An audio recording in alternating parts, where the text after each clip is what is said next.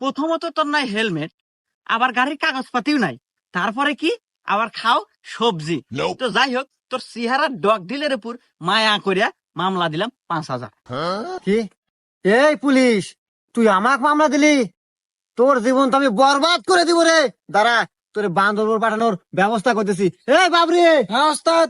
আমার বড় ভাই সহ সভাপতি ফোন লাগা। ঠিক আছে ওস্তাদ। এই নেন। হ্যালো বড় ভাই, পুলিশের কত বড় কলিজা, আমার গাড়ির ঠেকায় আমাকে মামলা দেয়। আচ্ছা বড় ভাই, আমি লাউড স্পিকার দিতেছি, আপনি ওকে সাবধান করে দেন। হ্যাঁ ভাই, আমার কথা শুনতেছেন? জি ভাই, আমি আপনার কথা শুনতেছি, আপনি বলেন।